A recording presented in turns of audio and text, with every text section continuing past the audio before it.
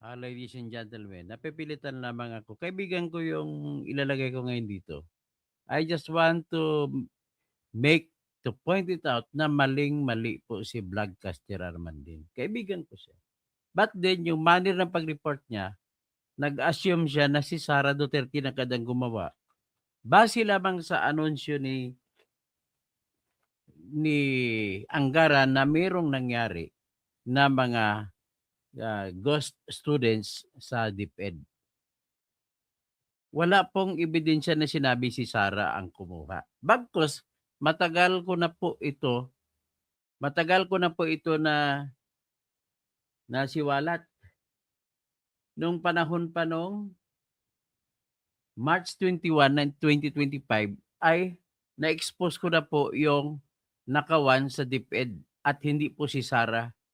Sa panahon na yon at saka mali pang isa sa mali na akusasyon ni Bad, please. Kung mag-akusasyon ka ni sa Sara, walang koneksyon. Wala pong sinabi na si Sara ang may gawa niyan. Pwede magkataon na siya yung secretary, but it does not necessarily mean na siya may gawa niyan. Use your common sense, Bad. Don't be bad. Halata naman na binibigyan ka ng pera para lang gibain mga Duterte eh. Tapos, i-play ko ang lahat, ang buong vlog mo at makikita dito sa basihan mo, wala kang babasihan. Pero bago ko i-play, ipakita ko muna, i-play ko muna yung nagsiwalat whistleblower na teacher. Tingnan natin, ang teacher, principal mismo na nasuspindi pa nila.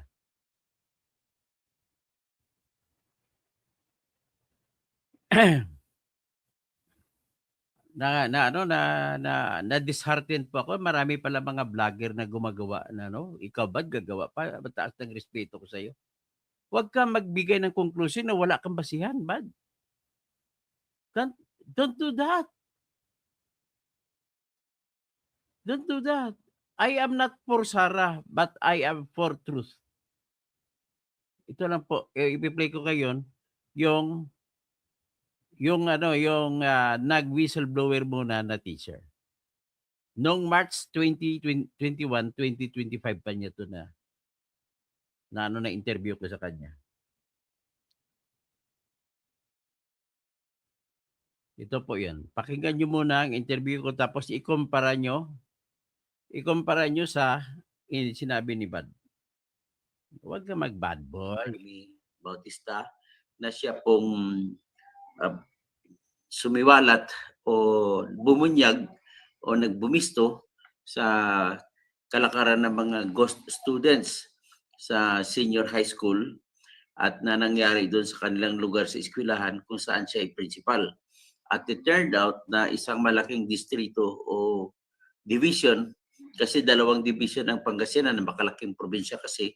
So sa kanilang division 2 ay nangyayari yung tinatawag na ghost students. Ibig sabihin ng ghost students na napag-usapan na namin na may mga taong, mga enrollees dapat sa senior high school na in-enroll sa private schools doon sa dalawang private schools sa Pangasinan. Yan yung Kingsville Academy at Kingsville Advanced School Systems.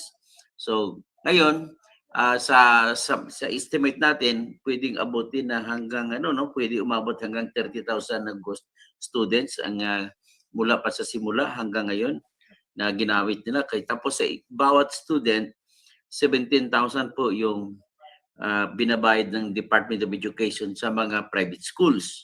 So ang private schools naman, kasi ang katotohanan ay wala naman talagang estudyante, so hindi na kailangan ng private school na mag-hire ng teachers para magturo sa kanilang lahat ng enrollees nila sa senior high school.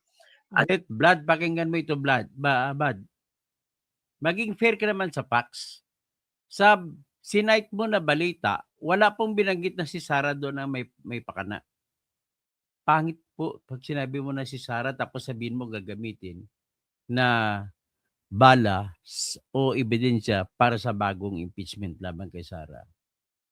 Kung ganon, at dahil hindi naman sila enroll, papel lang sa pangalan, Fair ka naman. magbibigay din sila ng diploma, card, or official transcript of records. So, yan po ang nangyari ngayon doon sa Pangasinan. At siyempre, natunghayan natin sa pambansang lathalain na hindi lang pala sa Pangasinan nangyari. In fact, pinakamalaking mga ghost students ay nandoon sa Bulacan na huling kita ko 5 schools na private schools involved sa Bulacan. Pero dito lang, sa Pangasinan lang, kung 30,000 po kada tag 17,000 ang budget ng Department of Education na binabayad sa mga private schools, ibig sabihin sa sa 17,000 sa kada 10, 170,000 yon. So kung mag-100, 1.7 million. So kung 100 to 1.7 million, 117 plus 100, 1.7 million. So 1.7 million, kung times ang 1,000 is times 1,000, magiging times 10. So magiging 11.7 times 10 ulit sa 10 million as 10,000. So 111 million times 3. So tatakbo po na 330 million ang nawawala na pera ng pamahalaan para lamang sa budget sana ng senior high school students na mga fake students naman. So ngayon, tutukan natin, nag-usap kami kanina, bigyan ko ng introduction na ang sinabi niya sa kanilang school, kaya pala, ang school nila kung saan siya principal ay San Fabian 2 Integrated SPED School. At sa kanyang school, kompleto na yan, di ba? May elementary, may high school, may senior high school. May SPED, sir. May SPED pa sa mga special education students. So ngayon, kung kompleto na yon, ibig sabihin po, yung mga taga San Fabian na nakatira sa Pangasinan, ay kung doon sila nag-aaral sa San Fabian 2, ay hindi na sila dapat mamroblema maghanap ng private school. Tama, para makapag-enroll sila ng senior high school. So, bagkos, ang problema, bakit ilang sa tansya mo, gaano karami na estudyante ng San Fabian 2 ang in-enroll? Meron bang in-enroll sa private school na galing sa San Fabian 2 na high school? Marami po. Marami. Gaano karami yung marami na yan? Sa tansya lang. Ballpark figure. Kapag doon sa school ko lang, sir, ang pag-uusapan, aabot po siguro yan ng mga nasa 50,000, 60 sa school ko lang. 60 kada taon? Kada taon. Okay, so ngayon, sa tansya mo, mula nung nag-umpisa pa ito, bago mag-COVID, no? So kung bago mag-COVID, that was 2019, 2020, 2022, 21, 23, 24, 25. So ngayon, ibig sabihin, it straddles how many mga administration ni Duterte, administration ni Bongbong. So yan po ang nangyayari. So sino-sino ang nakikita mo na nakikinabang sa kinikita mo lang sa ghost students na nangyayari?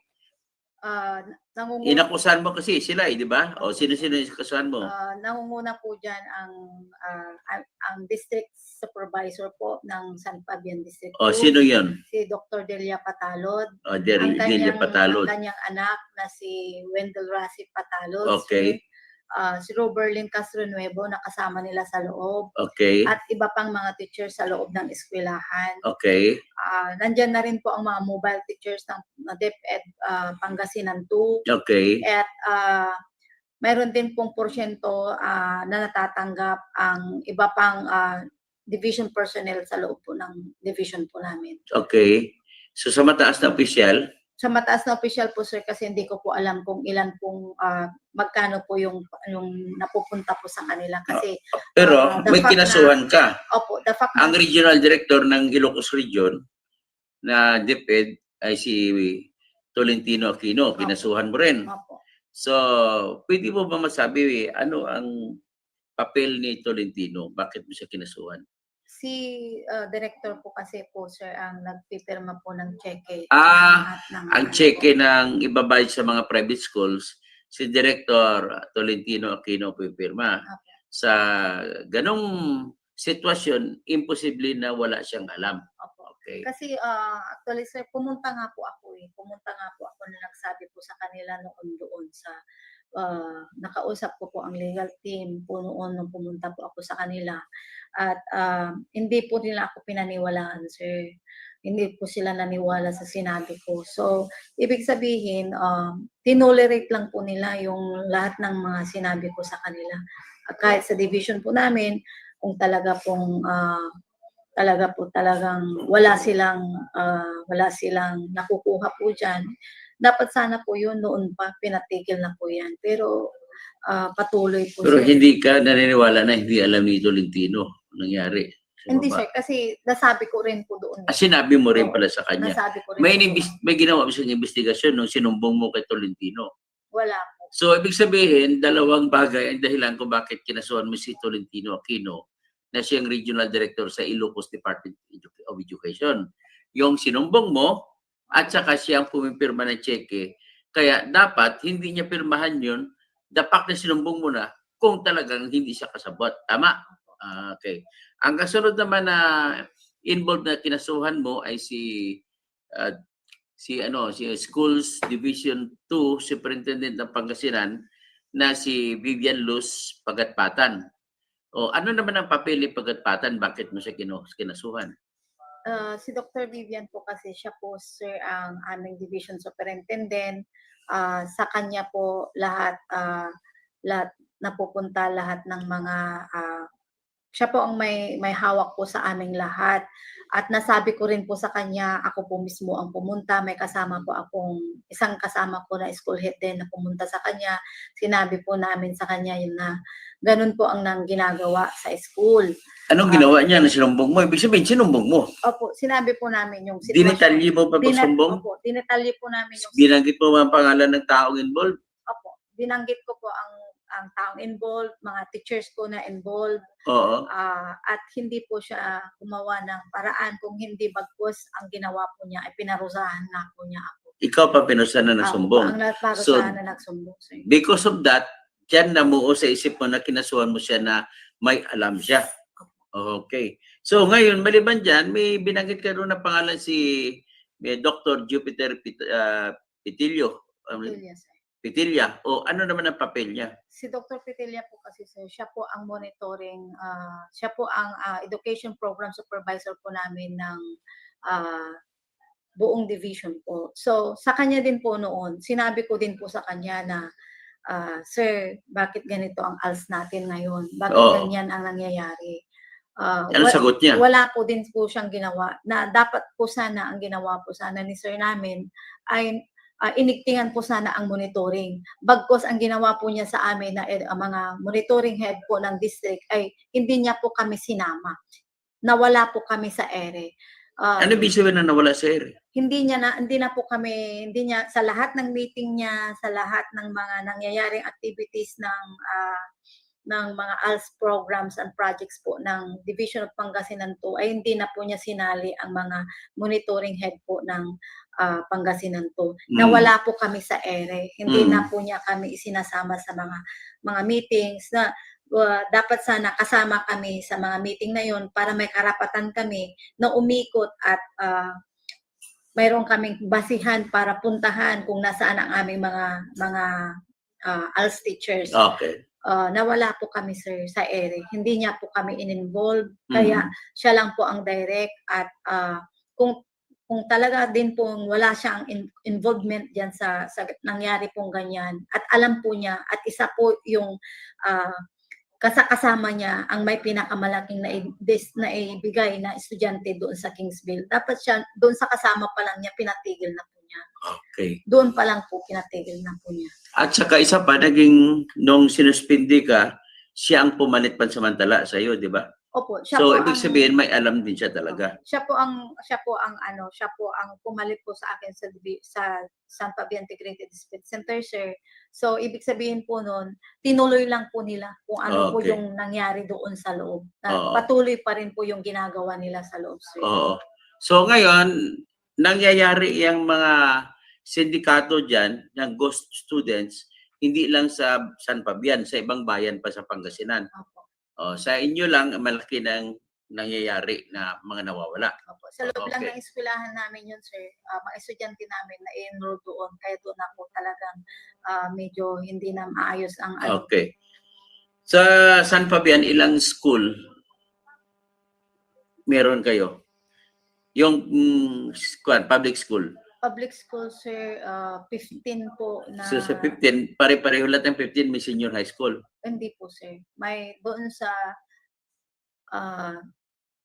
public school, sir, mayroon kaming 6 Okay. na high school. Na high school. So, Okay. ibig sabihin, ang sa inyo naman, may public high school kayo, di ba, sa San Fabian? Opo. So, ang mangyari, may choice o may option ang estudyante pag graduate ng high school, which is grade 10. Grade 10. May option siya kung magpatuloy siya sa senior high school. Yes, sir. Okay. So, kung magpatuloy sa senior high school yung estudyante niyo sa San Fabian, meron ba kayo sa San Fabian na senior high school na wala ng bayad? Lahat po naman, sir, walang bayad. Sa Oh, San wala. Fabian. Pati San private Fabian. po, sir, wala din. Actually, sir, itong nakaraang linggo lang, pinatawag po ako ng isang private school. Okay.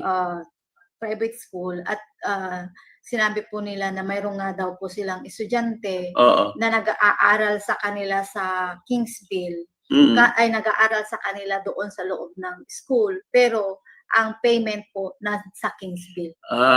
Okay. So, dapat sa kanila siya na mapunta ang payment. Opo, ang ginawa po nila, sir, si Dr. Patalod po at saka si Wendell Rasi Patalod, sir, Mm. ang kumukuha ng bayad sa Kingsville at ibinabayad doon sa school. Pero hindi po namin natanong kasi doon sa nakahawak doon sa senior high school kung tinanggap po niya yung payment ng bata. Kasi nanggaling po yun sa Kingsville, sir.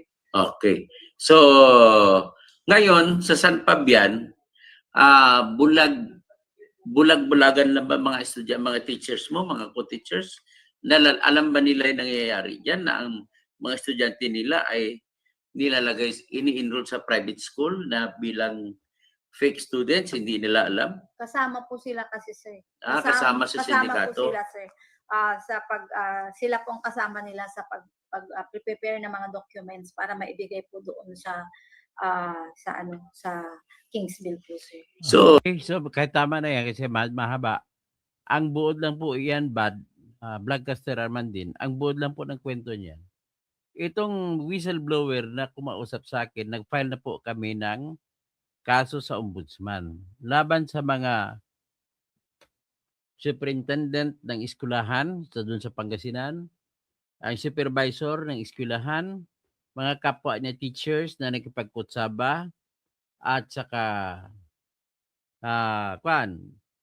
yung regional director ng Ilocos Region ng Department of Education na si Tolentino Aquino. Yes, I'm referring to Vlogcaster Armandin. I'm calling him out kasi po unfair po ang kanyang akusasyon na base lamang sa report ni ni Sunny Angara na mayroong mga ghost students sa mga high schools, mga junior at senior high schools, ay wala namang binanggit doon na si Sara ang may kasalanan. Bakit binabanggit niya na si Sara, nilalagay na kayo, si Sara ka na may kasalanan?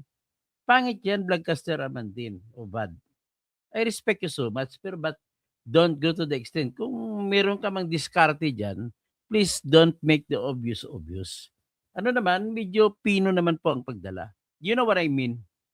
So, ito po, ang babaeng ito, siya po ay whistleblower. Tinanggal po siya, sinuspende, kinasuhan. Lahat ng imbentong kaso ay ginawa ng DepEd Pangasinan para lamang tanggalin siya sa pwesto. Principal siya sa San Fabian 2 SPED School diyan sa Pangasinan. Nasuspende siya ng 3 buwan. Alam mo anong kinaso? Inimbentuhan siya ng kaso. Ang isa sa mga teachers na kakutsaba ng mga ghost students ay gumawa ng kwento na si Mrs. Marmy Bautista o Miss Marmy Bautista na principal ay nagbigay raw sa kanya, ibinigay doon ni Marmy Bautista ang kanyang titulo sa kanyang lupa sa Baguio City at ibinigay niya doon kay yung babae na teacher din. Actually, ang babae na yon ay isa sa kanyang mga subordinates. Ang kwento ng babae na subordinate na teacher din ay binigay doon ni Principal Marmy Bautista ang kanyang titulo sa lupa sa Baguio City para mangutang.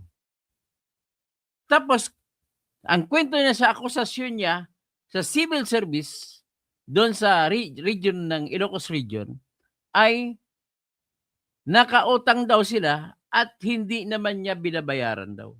So ngayon, sinuspindi siya dahil sa umutang daw at hindi nagbabayad. Yan ang kwento. Pero ang katotohanan ng buhay, hawak ni Marmy Bautista ang kanyang titulo.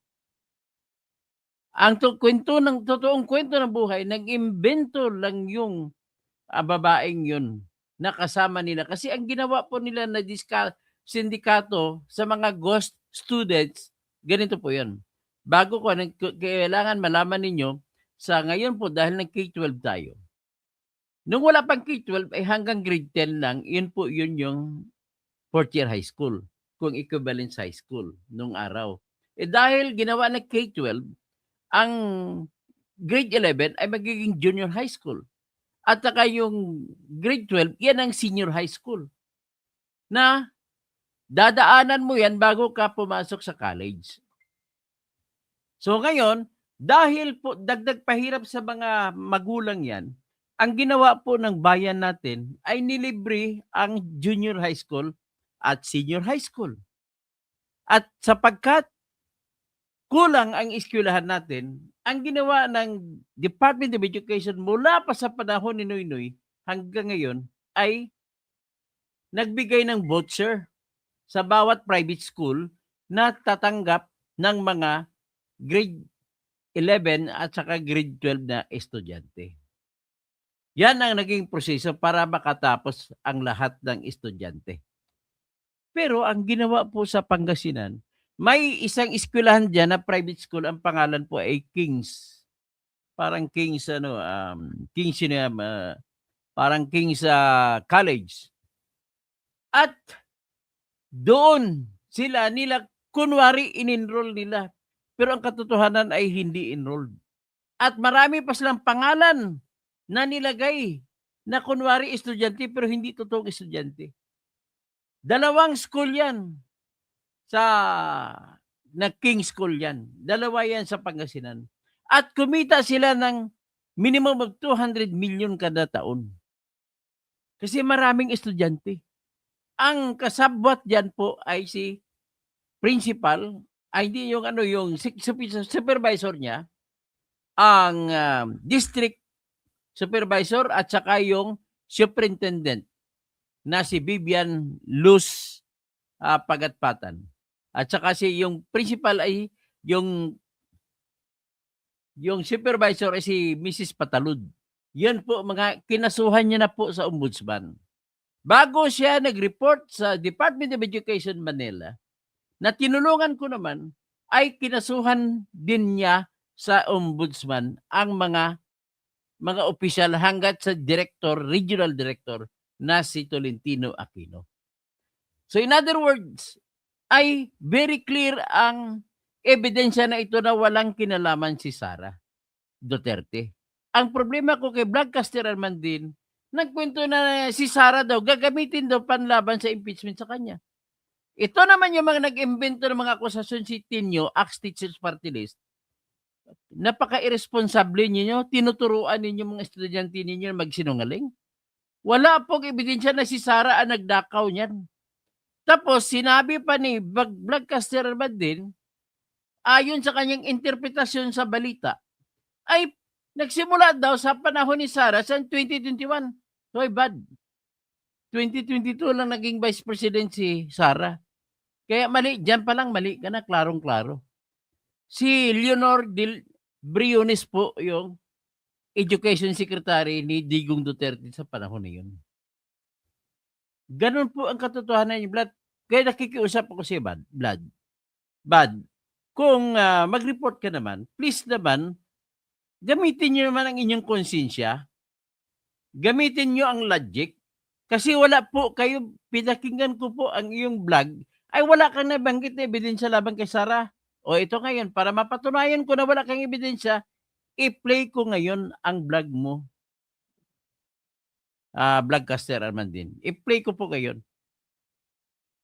Ito, para fair naman sa iyo. At fair din sa lahat.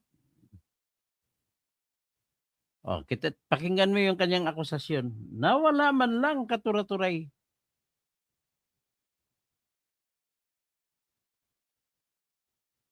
Na nanlulumo ako dito, bad. You are not fair after all. Ang suspitsa ko tuloy, binayaran ka na although style mo, birahin mo si BBM, binayaran ka rin para gibain si Duterte. Ganun ang pag-ilig ko.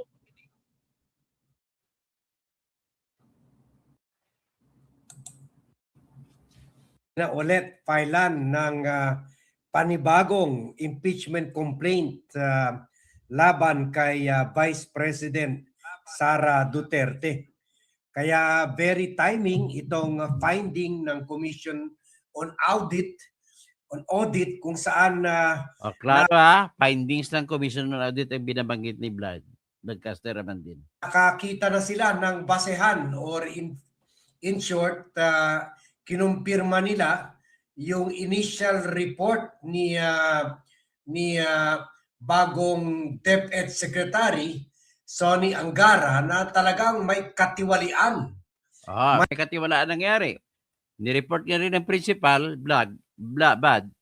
Yung principal na whistleblower na hawak ko na tinutulungan ko, siya mismo nag-report na may katiwalian talaga na nag-imbento ng estudyante ng junior high school at saka senior high school.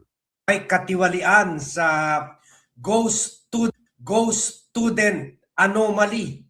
Ghost students anomaly. Ay, may katiwalaan. Ano naman na mahiya ka naman? Bakit mo isasabihin si Sara may kagawa nun? Diyan sa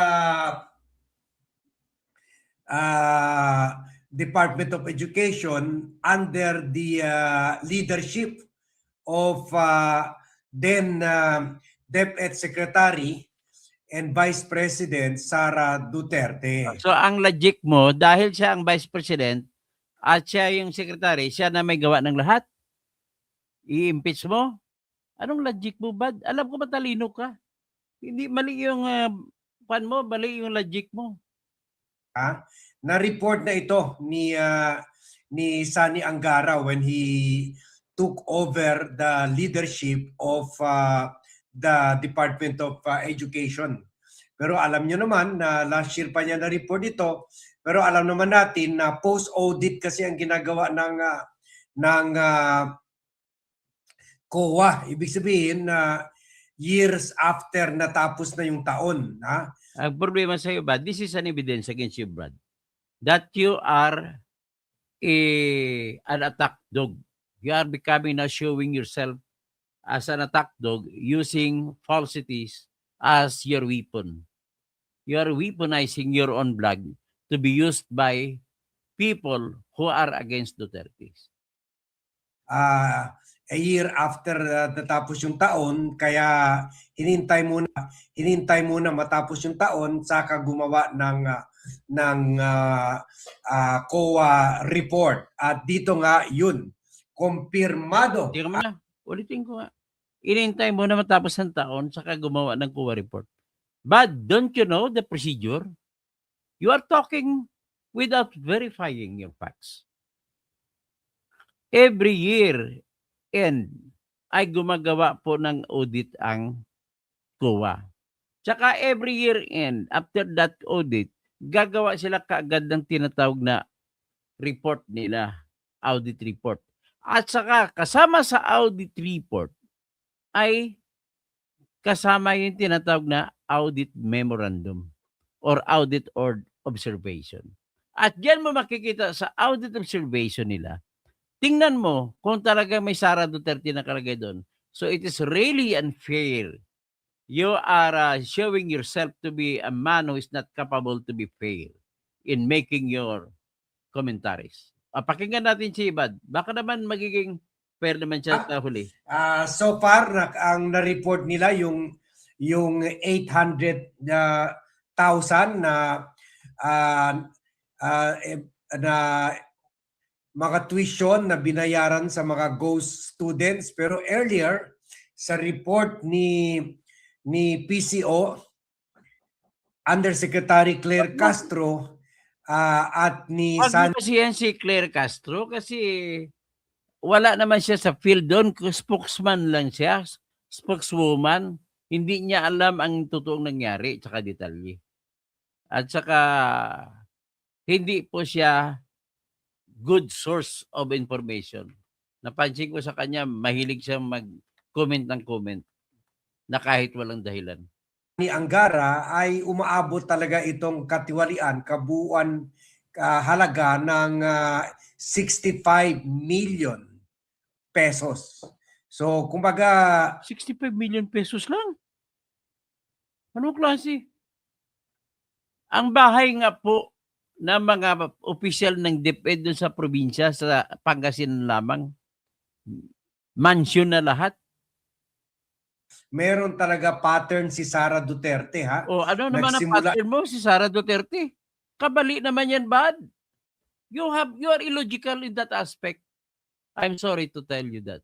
Siya sa 11,000 na ghost employees sa Davao nung mayor siya doon at napunta siya sa ghost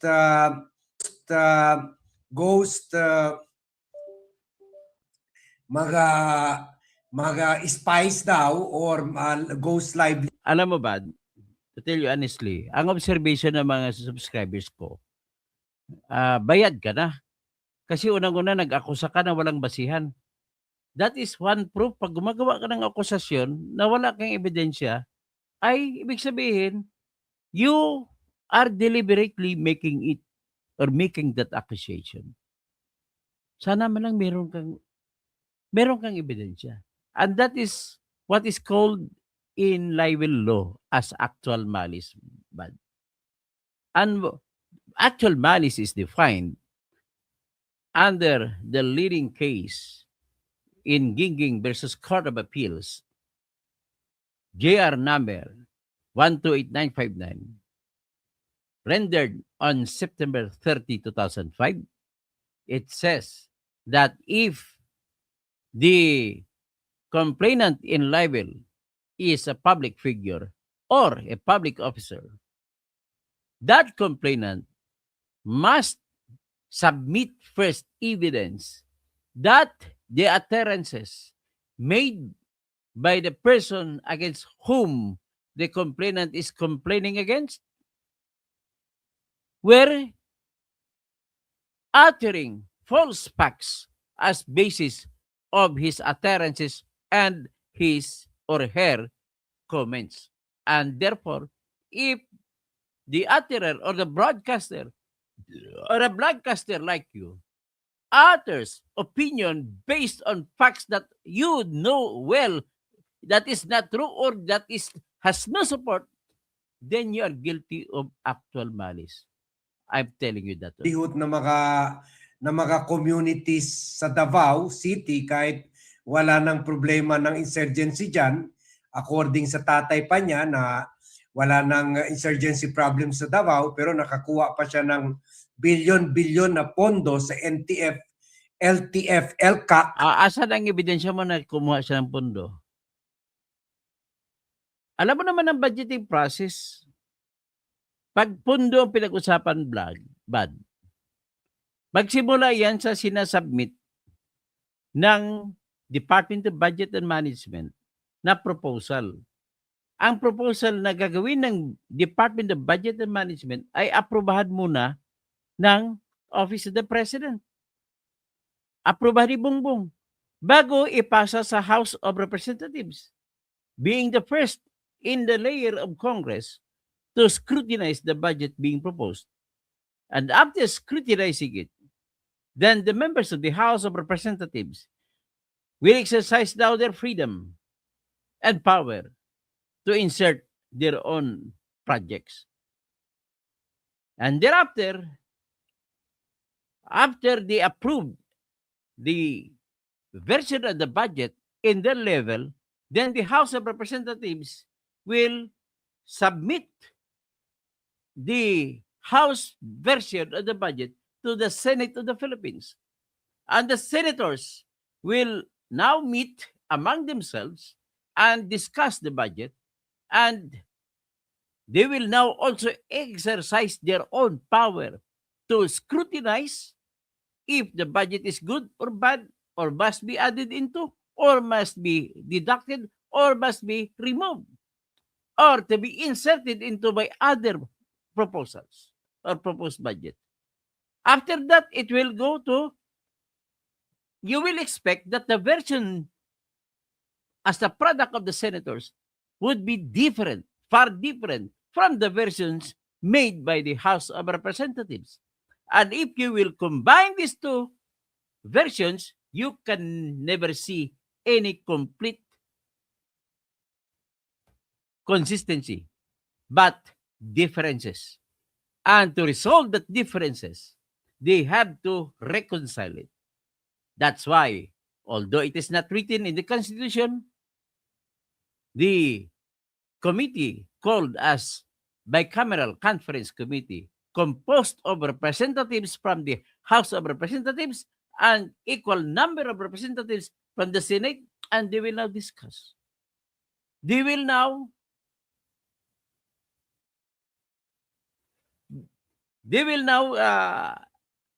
align of everything, every budget that are differing with each other.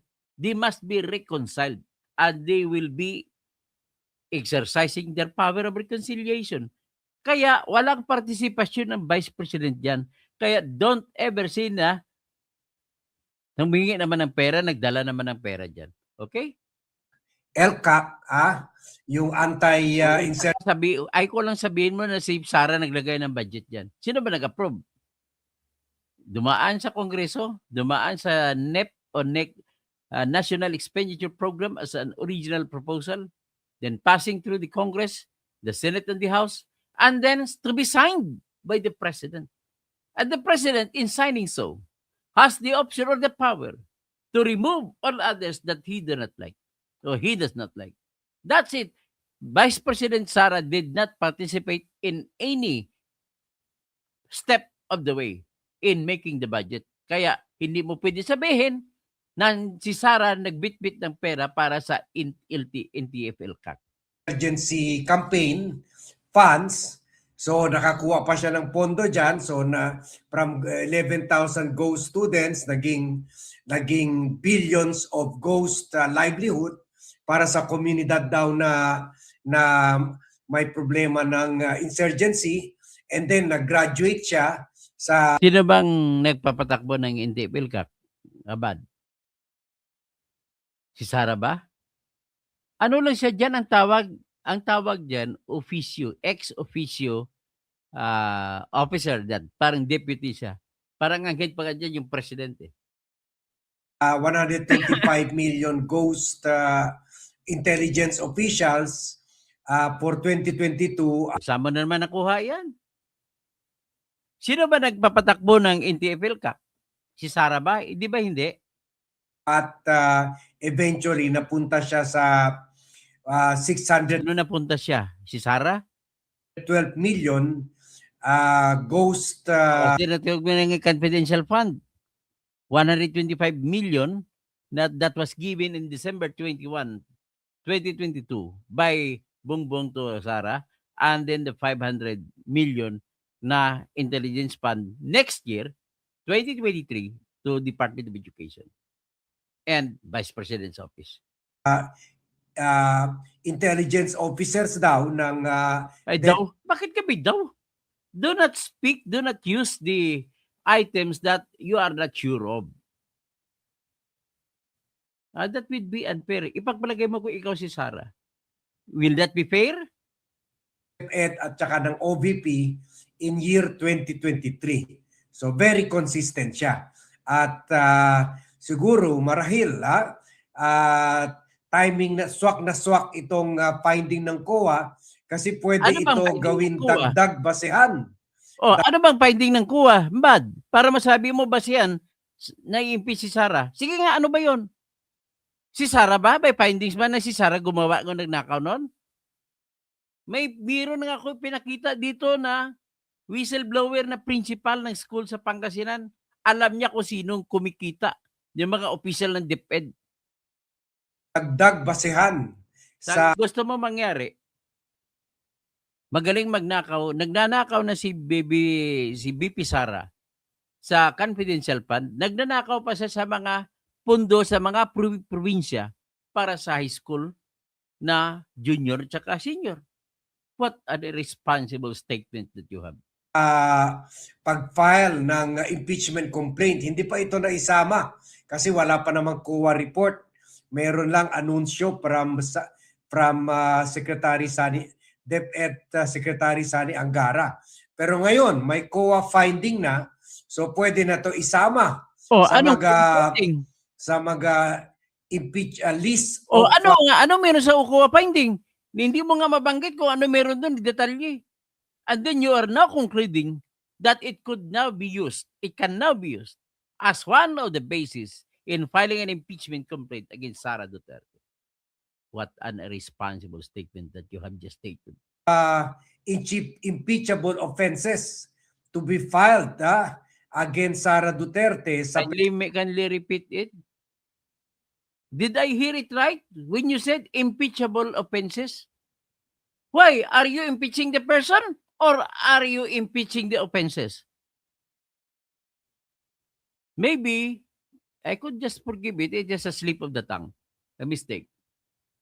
February 6. Ayan, pwede ulit mag-file ng panibagong impeachment complaint sa February 6. Oh, nagsasalita ka naman February 6, pwede mag-file ang impeachment complaint. Are you not logical? But you know it na ang pag-file ng complaint sa impeachment ay 1 year. In 1 year, isang beses lang. Didn't you know na mayroong mga naka-apila, nag-file ng motion for reconsideration sa Supreme Court, ng binasuran Supreme Court, ang impeachment? At kung nag-apila pa sa pamamagitan ng motion for reconsideration, ay hindi papatay ang impeachment complaint laban kay Sara. Nang ibig sabihin, buhay pa. At kung buhay pa, pag dumating ng February 6, hindi ka pa pwede magsampa ng kaso na may nabubuhay pa na isang impeachment. Understood? Ang problema kasi hindi kayo nagkonsulta man lang sa mga abogado, ulit kayo nag-research ka sa AI para malaman mo. There is such a thing as a pending case. Kung pending case yan, at tapos kayo pa nagmamayabang, na ang gagamitin yung akusasyon ay pareho din at idadagdag mo na lang yung ghost students, dapat nagtanong ka sa kung sino mga law students. Sa mga bagong graduate na nakapasa, sa bagong nagbar, magtanong ka ron. At tuturuan kanila may tinatawag na litis pendentia. If one case is still pending in court, you cannot file the same case in even another court or in the same court. Impeachment na pinag-usapan natin. Nandyan ngayon sa, nakabinbin pa sa Senate of the Philippines as an impeachment court. Bakit nakabinbin? Nakabitin. Kasi, binasura ng Supreme Court. Sapat, sarado na. Kaya lang, nag-file kayo ng motion for reconsideration, kaya hindi pa siya na-dismiss sa Senate of the Philippines. Nakabinbin pa rin. At sa Supreme Court, nakabinbin lalo. So kung kailan ma-dismiss ng Supreme Court ang kasong impeachment, saka ka palang magbilang ng 1 year, hindi February 6. Ay, yan ang problema sa mga kwan eh. Nagsasalita kayo, patatapusin na lang natin si Vlogcaster, pakinggan natin. So swak na swak ito. Kaya panoorin natin itong TV5, Panoorin natin ang basihan niya kung tama, kung totoo ba sinasabi niya, kung tama ba siya. video ukol dito sa finding ng COA na confirming na tama yun. Sinabi ni Sani Angara at ni Claire Castro. Voucher program. May mga benepisaryo daw na sinita ng Commission on Audit ang DepEd dahil sa umano'y ghost students sa ilalim ng Senior High School Voucher Program. Sino sinita? Di ba DepEd, hindi si Sara?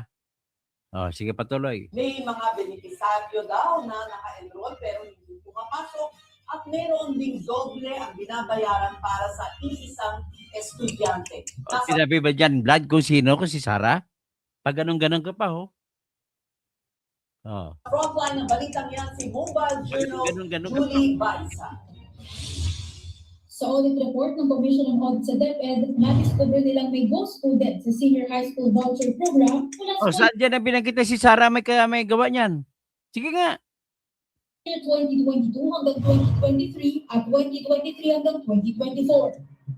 Sinita ng COA ang double billing o multiple entries para sa isang estudyante na Sino ba sinita ng kuwa? Si Sara ba? beneficiaryo ng voucher program. Ibig sabihin yan, 2 beses o higit pang binayaran ng DepEd ang isang eskwelahan para sa iisang estudyante lang. Meron pa raw So nakikita nyo, pareho yung pattern. Pattern. Ano pattern sinasabi mo? Illogical ka talaga, bad. You're a bad boy. What a bad boy. Bad guy. Na nakita nila Congressman Tino sa mga project. Naniniwala ka pa kay Tinyo na kasinungalingan ng mga sinasabi? Nagbabanggit na kay Pulong na hindi doon na may 51 billion. Inamin naman ni Pulong na may 51 billion sa na-budget. Pero nagawa. Hindi gaya mo na kwento lang kayo ng kwento na hindi nagawa. Kasi ang problema sa iyo na guyo ka na ni Trillanes eh. Tsaka ni Tinyo eh. Ni Pulong Duterte, part of the 51 billion na funds, flood control funds ni Pulong Duterte, kung saan isang project na natapos na, for example, project sa 2020, Asan ang ebidensya mo ba? 2020, Asan ang ebidensya mo sa pagsabi niyan na doble? Ha? natapos na, gawa na yung project, 2021, humingi ulit ng Asan ang pruweba mo? Naniniwala ka sa kwento-kwento? Bastos. pondo. At doble ang pagpupondo sa iisang project. Asan nga ang pruweba mo? Siguro, yung report ng huli, may pagkakataon na may proyekto ka. Kasi ang ilog, dalawa ang pangpang, magkabilaan. Baka nagdoble kasi sa kabilang pangpang ang isa, sa kabilang pangpang ang isa. Paano magdoble? Baka yung unang proyekto mo, Brad, pwede mangyari na kulang at dinagdagan, dinugtong ulit. You must be fair in making your comments. Kasi maraming nakatingin sa'yo, mga followers mo. Do not mislead them. Do not cheat them. Tell them the truth. Magiging totoo tayo sa pag-imbestiga. Hindi na kwento ng kwento lang. Just because dahalata ka na, by bias ka against sa Duterte. Di ba? Ganon rin kay Sara Duterte. Kasi kaibigan mo si Dalipi, na congressman ninyo sa Zamboanga, ay malamang baka nagpa-PR kay si Dalipi sa iyo. Si Dalipi ay kontra sa mga Duterte kasi kakampi siya ni Romualdez. Isang estudyante, 2 beses pinupunduhan. Asan yan? Kahit na totoo man yan, asan ang katibayan mo si Sara nagpapondo niyan? Di ba kinuwento ko na sa iyo kanina na tanging president at saka congressman at mga senador lamang may pakialam sa budget? So, sounds familiar? Ha? Kwan ba? Parang baka kapatid ito o pinsan ito ni Mary Grace Piatos. Yan. Alam mo bang ibig sabihin ng Mary Grace Pinsan ito Piatos? ni Alam mo bang ibig sabihin ng Mary Grace Piatos?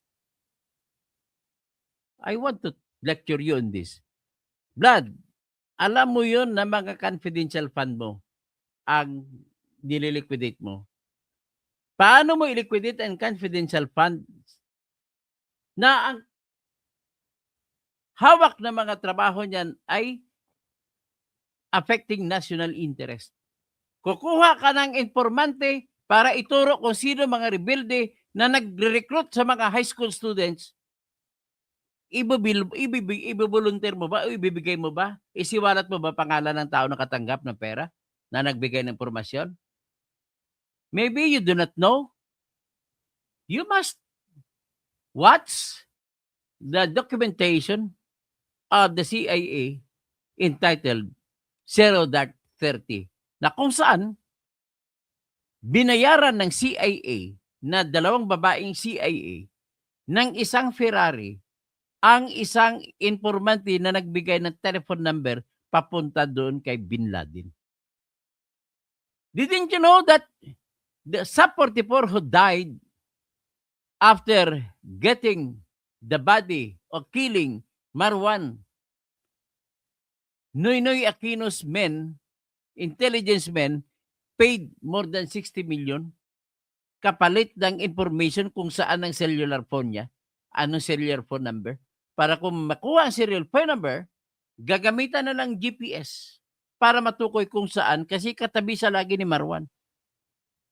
Hindi ba alam mo na may mga kasama si Marwan na hindi pinatay ng SAF? Si Marwan lang ang pinatay nila. So you must know, does it take really for you to become a soldier? In order for you and to be trained as an intelligence officer, for you to know the reasons why, bakit may Regis Piatos ay nilagay na pangalan sa resibo?